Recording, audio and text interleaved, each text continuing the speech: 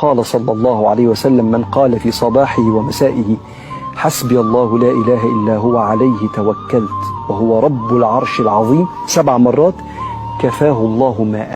يا محمد، هذا الدعاء مكتوب حول العرش، ومكتوب على حيطان الجنة وأبوابها وجميع ما فيها. أنا يا محمد أنزل بالوحي ببركة هذا الدعاء وأصعد به، وبهذا الدعاء تفتح أبواب الجنة يوم القيامة، وما من ملك مقرب إلا تقرب إلى ربه ببركته.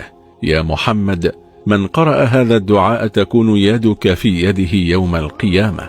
يقولون إن الدعاء كالتالي: الحمد لله الذي لا يرجى إلا فضله ولا رازق غيره، الله أكبر ليس كمثله شيء في الأرض ولا في السماء وهو السميع البصير.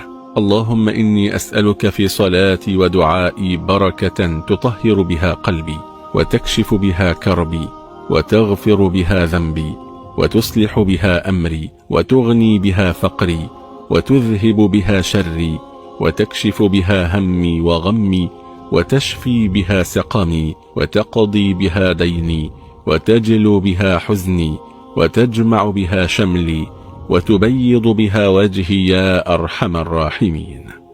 اللهم إليك مددت يدي، وفيما عندك عظمت رغبتي، فاقبل توبتي، وارحم ضعف قوتي، واغفر خطيئتي، واقبل معذرتي، واجعل لي من كل خير نصيبا، وإلى كل خير سبيلا،